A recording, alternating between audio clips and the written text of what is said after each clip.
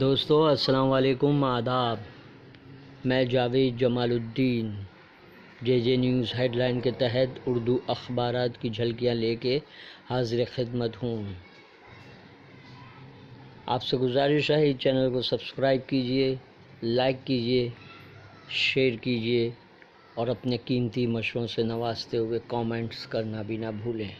आज हम सबसे पहले रोज़नामा उर्दू टाइम्स की झलकियाँ आपके सामने पेश कर रहे हैं।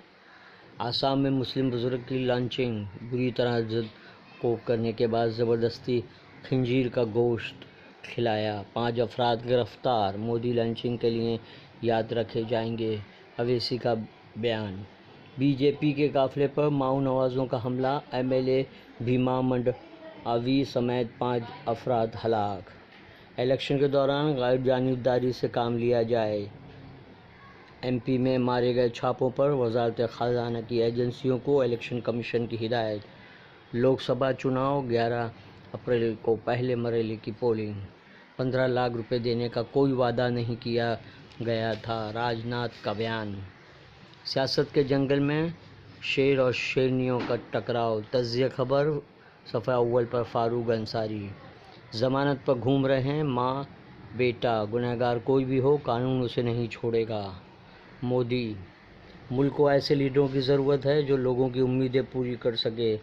प्रणब मुखर्जी। अली और बजरंग बली वाला शर्अंगेज़ जुमला का फिर इस्तेमाल योगी के ज़रिए। गौतम गंभीर की बदज़बानी पर महबूबा मुफ्ती बरहम, महमल सवालात करने पर ट्विटर पर ब्लॉक कर दिया। गुलबर्ग सोसाइटी कत्लेआम में अपनी मां समेत खानदान के 10 अफराद को गंवाने वाले फ़िरोज़ अमित शाह के मुकाबले। Abu Siddiq college of engineering के खिलाफ कामयाब तलबा को डिग्री तकसीम। इंजीनियरिंग के सभी कामयाब तलबा को अलमा लतीफ़ी हॉल में अंजुमन इस्लाम के सदर डॉक्टर ज़हीर काजी के हाथों तौसीफ़ी इसनाद दिए गए। वज़ीर-ए-आज़म मोदी का सबका साथ सबका विकास झूठ का पुलंदा। खेतवाड़ी में मुनक़िदा कांग्रेस एनसीपी के मुश्तरका उम्मीदवार मिलिंद देवरा की इंतखाबी रैली से शरद पवार का खिताब। सुलेमान उस्मान बैटरी फायरिंग मामले में सेशन कोर्ट में बयानात दर्ज। बीजेपी की बिल्ली थैले से बाहर मंशूर बनाए आरएसएस ने, मुसलमानों को होशमंदी से काम लेना चाहिए। फारूक अंसारी का आजकल कॉलम में इज़हार ख्याल।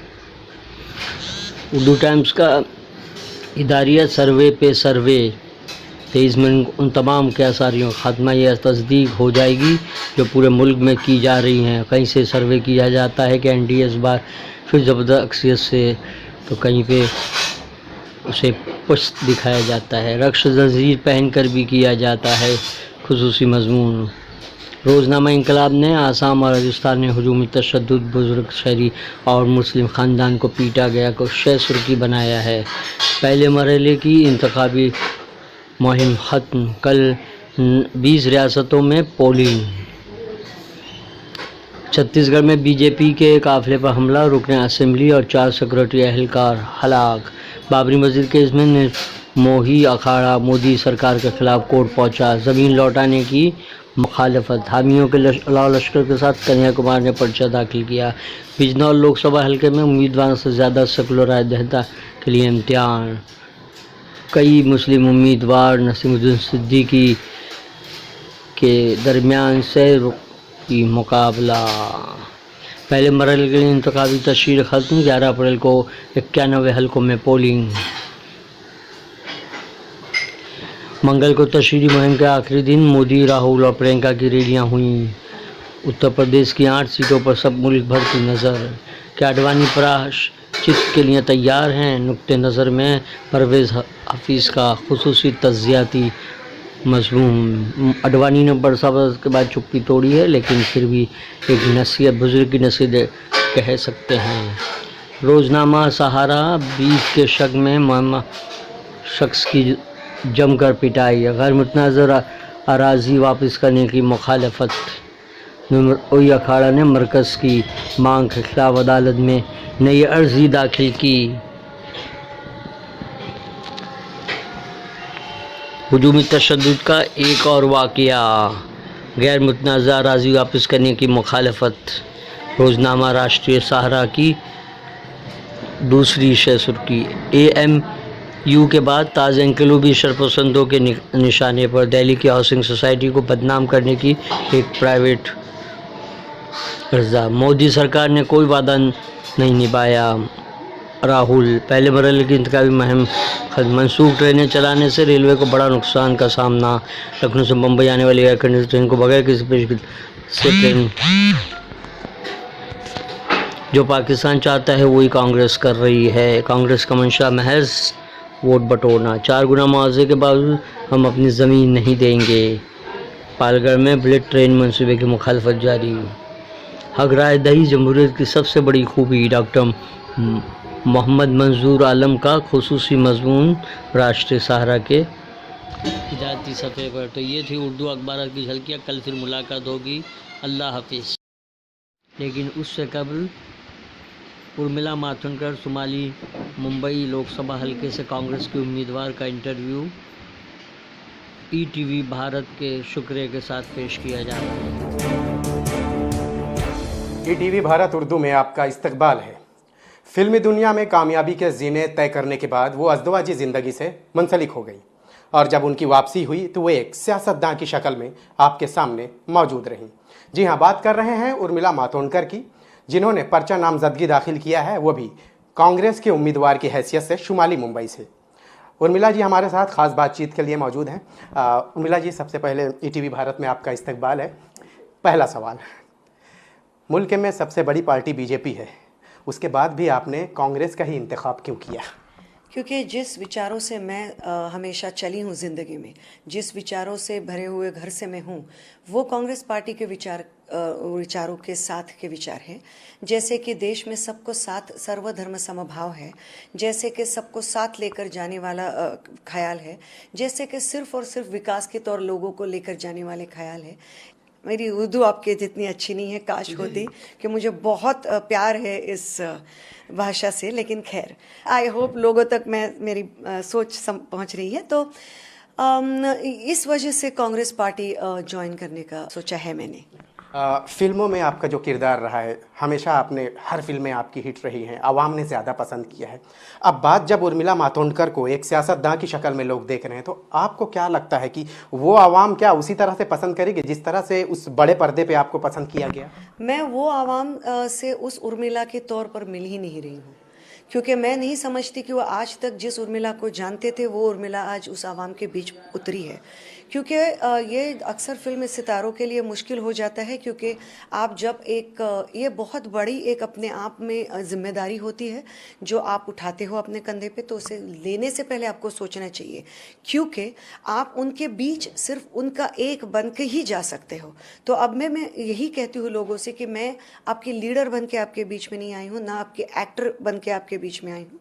मैं आपकी एक साथी बनकर आपके बीच में आई हूँ, और अगर आप मुझे मौका दे तो आपकी प्रतिनिधि बन के आगे जाना चाहती हूँ और आप सबको आगे लेकर जाना चाहती हूँ।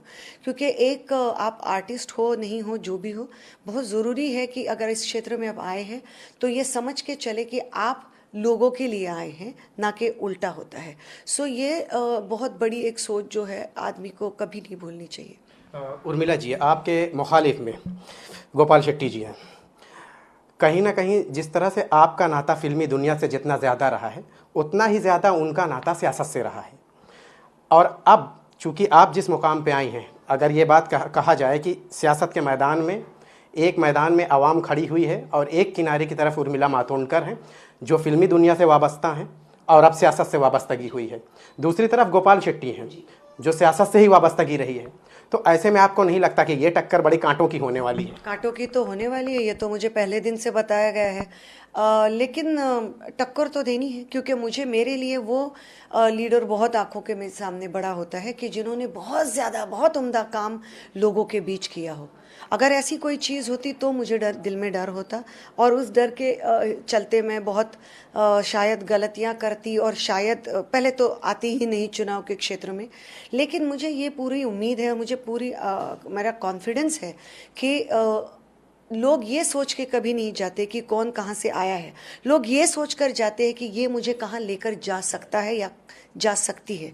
तो मैं लोगों को ये विश्वास दिलाना चाहती हूँ, जो भी मैं उनके लिए करना चाहती हूँ वो मैं उनके लिए करके रहूँगी। अगर उन्होंने मुझे मौका दिया तो दिल्ली तक पहुँचा कर ही रहूँगी। वादा देने की अगर मेरे में हिम्मत नहीं होती तो मैंने ये कदम उठाना नहीं चाहिए था, और जब ये उठाया है तो ये वादा मैं ज़रूर उसको अंजाम दूँगी।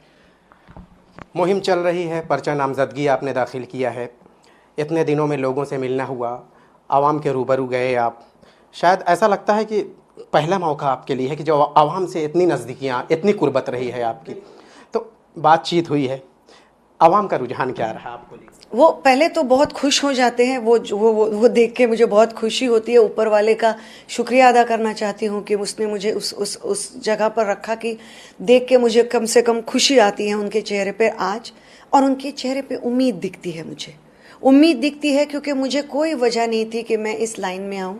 मैं बहुत अच्छे क्या कहते हैं, बहुत अच्छे रुतबे वाली ज़िंदगी जी रही थी।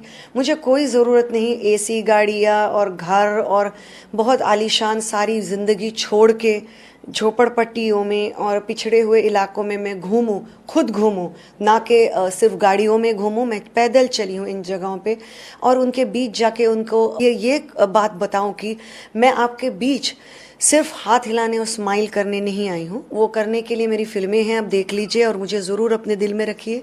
मैं आपको अपने साथ आगे लेकर जाने में आपके बीच आई हूँ। आपने लोगों से मुलाकातें की, खुद ही आपने बताया कि झोपड़पट्टी, और खैर ये इलेक्शन का, इंतखाब का जो माहौल है, इसमें तो हर अदना और आला के पास जाना भी पड़ता है। आपने क्या ऑब्ज़र्व किया, क्या आपने देखा, क्या कमियां हैं जिन कमियों को लेकर आप दूर करना चाहती हैं और वाकई इंतखाब में आप जीत सकती हैं, ये आपको लगता है? बहुत कमियां हैं, कुछ भी किया गया नहीं है। घरों की समस्या है, पानी की बहुत बड़ी समस्या है, रात को 2 बजे पानी आता है, फिर वो उठ के भरना पड़ता है। लोकल ट्रेन्स की समस्या है, ट्रैफिक की समस्या है, महिलाओं के आरोग्य की समस्या है। समस्या ख़त्म ही नहीं होने वाली है। शुरुआत तो कहीं ना कहीं से करनी पड़ेगी, तो उसकी ज़रूरत है कि उसके ऊपर आप ध्यान दें, उसके ऊपर आप वक्त दें और उन चीज़ों को आप एक्चुअली सॉल्व करने में आगे बढ़ें। इंतखाब में